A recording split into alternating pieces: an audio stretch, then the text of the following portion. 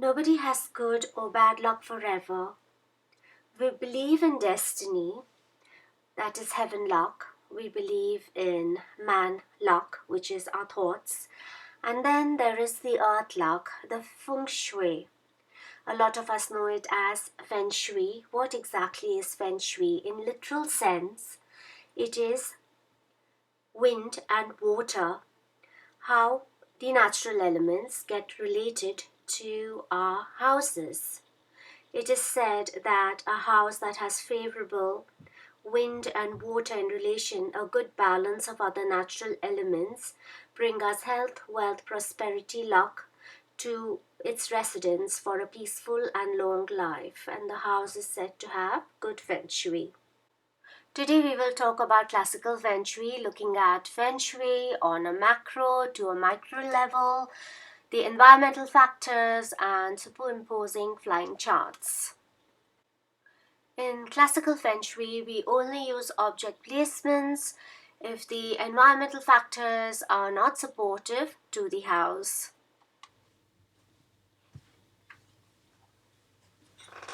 We are going to see the Feng Shui from the macro level to the micro level. So what we mean by that is that we have Feng Shui of the whole earth. Yeah, you can superimpose the compass directions, north, south, east, west. Further moving on, we see to the Feng Shui of all the continents, how they are placed with relative to the ocean, the mountains, how they all placed, the nature, how they affect the areas of the continent, and we superimpose the compass directions as on there. Next, coming from the continents, each country has their own Feng Shui, each town has their own Feng Shui. Locally, the area, the locality you're staying in, depending on where the mountains, where the rivers flow, the area has Feng Shui.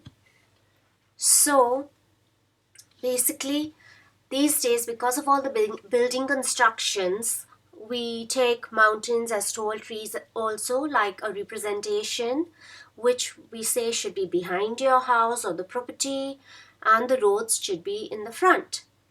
And when we look over here, the buildings, they're tall, and it's like these days, honestly, no house can have 100% Feng Shui. It can be 100% natural Feng Shui as such, to get the natural energies moving. And we will see what we can do about that. But when we then come down further from the locality, your house, we superimpose the compass directions on your house, and you get to know your house Feng Shui. And then further on a smaller scale, we come to your floor plan over here inside, and we superimpose your compass directions, and I will just be showing you how to do this. But let me just say, suppose the sun rises in the east over here, and it is setting in the west over here. So depending on the compass directions, if this is the east and this is the west, this becomes your north, this becomes your south. Standing in the middle of the house, when we look over here to the east, this becomes your east room. When we, standing in the center, look over here, this becomes your west room. And this eventually is the north area and the south area of the house. We divide the entire plan of the house by a square grid. Yeah, this is 1, 2, 3, 4, 5, 6, 7, 8, 9 square grid. This is called the Lopan or the Bagua. This makes it easier to divide the house depending upon the compass directions, and know in each room what area, what direction stars are governing. By this I mean, the flying stars. Okay, so just moving back a bit, let's just get onto a micro level. I will explain about the flying stars in a minute. Each room over here can be further subdivided through the corners, and we are in the center of the room, and when we look in this direction, this is where the sun is rising, so henceforth east and the other directions are superimposed per room. So each room will have its east, east, east, and all the directions would be there in east room. This also is for irregular shaped houses. So suppose there's a missing corner here, you have your deck or your patio, you can have your conservatory. We do include all that in the floor plan. These are all the missing corners. So each and every house can be superimposed with the compass directions for the full house and in each room. So this is how it would be in each room. Yeah, right. Now regarding the compass direction, taking the compass directions, if we are going to be doing a detailed study, we would definitely need to know the degrees, and this is an example of a compass that we use. But for our study as of in this session and for the next session, we are just going to take general directions and superimpose it in each room. No, just roughly where the east is, where the west is, north, south, so that we can all do it without having to go and get a compass for this purpose. Yeah, I wanted to talk to you now. This is where it gets interesting. Yeah, this is what the classical Feng Shui, the Shui theory is all based upon. Your flying stars. Now, what are flying stars? So let's just say that as we all have our horoscope, which is determined on the basis of planets, in the same way we can make a chart for the house known as the flying star chart, the Shui theory chart for your house, depending upon when your house is made, the construction time. Yeah, so the charts that are made, a lot of us may not have the details or the equipment to take the measurements, so we won't go into all that, but simply just if we do just as planets move on a yearly basis, the stars that are governing the house, they move on a yearly basis as well. They also move on a monthly basis and a daily basis. And for the purpose of just some consistency, we will look into the yearly charts first, and I will also give some indication on the monthly. Now, this information is all on the internet as to what the charts are, how they're changing every year.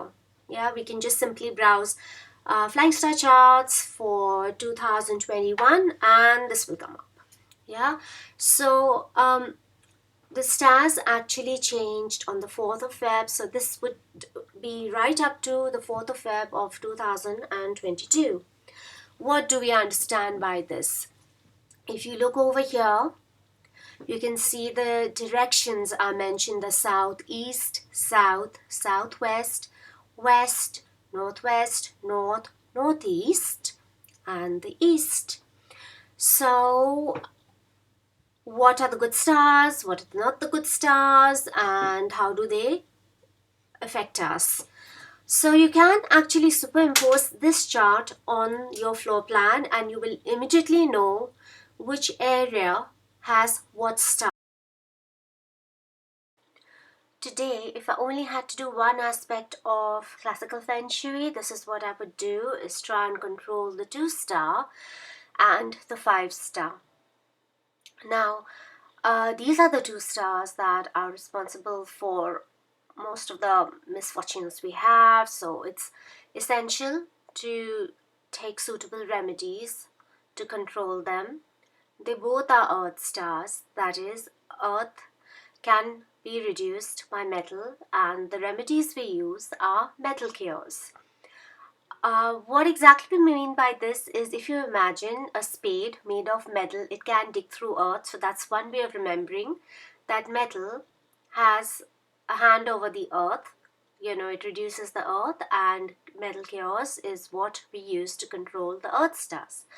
Now, looking at the chart, you can see that the 5-star is in the southeast and the 2-star is in the north. Yeah. So we can say, look at the whole house, which is the southeast room and the north room, and those are the rooms that need to be feng shuied to control the 2 and the 5s.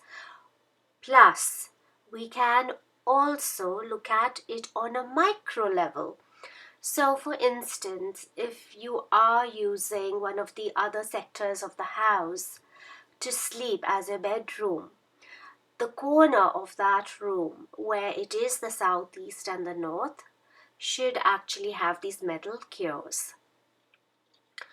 What kind of metal cures can we use? We can basically, you know, anything heavy that is round, at least 250 grams of weight, would be suitable, like a bowl of coins.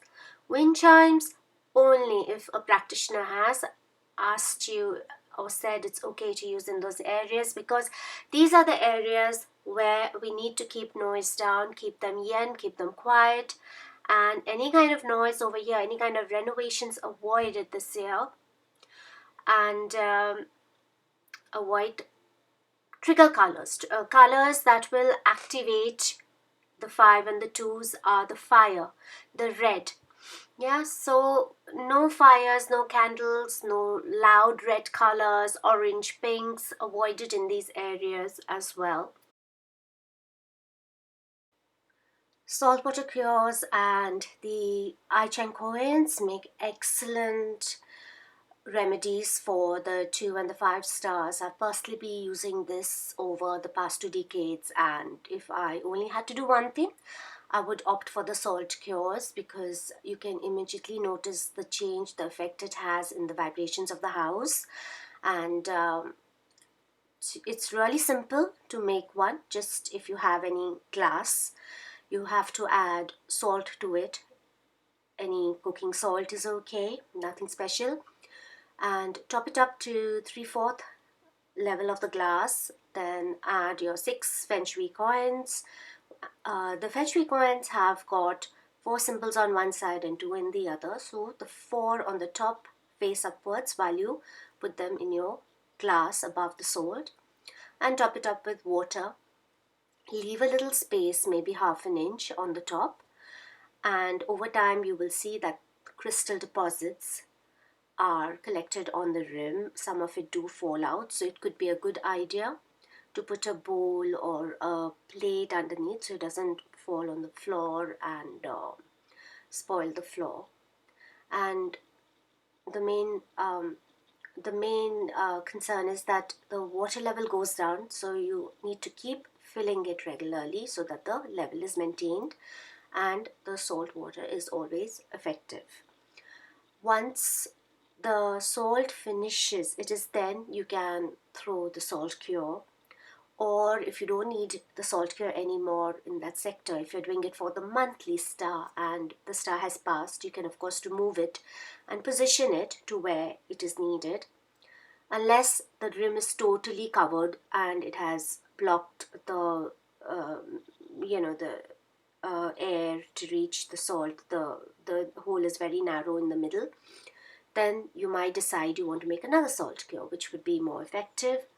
It is a good idea if there's a lot of crystals. A fresh salt cure would be more effective, definitely. When you are disposing at the end of the year, or whenever you want to change the salt cure, do not touch it with your hands. Just take a tissue, put it in a plastic bag and bin it outside. So that's the information on the salt cure. The 6 iChain coins, you can easily get that off Amazon. And the monthly, when we look at the monthly, the star, the 5 has come in the center and the 2 star has gone to the southwest. So on a monthly basis as well, just for the month, we will cure these. We will use our metal remedies in those areas as well. So even the monthly star, the monthly star will be from the 4th of the month February to the 4th of March. So for that period of 4th of February to 4th of March, we need the monthly gears in the center and the southwest of the house as well. So the assignment, I guess, for this week is that to find all the 5 stars, to find all the 2 stars, to do your metal remedies for the main sectors of the house, the important sectors of the house, important sectors being your bedroom, your living room, your dining room, any other room such as your study or your work areas where you use a lot, you spend a lot of time. Those are the areas. If they have a 5, if they have a 2, definitely remedify them. And we will look forward to seeing you next week, where I will be doing the part 2 on the flying stars. I will be telling you all about the other stars, the other beneficial stars that are there, the other 2-3 stars that also need to be cured. So I hope you found this interesting. If there's anything you would like to know, please leave a message in the comments box and I will definitely get back to you. Like and subscribe with the notification bell to receive updates every time I post new videos. Thank you.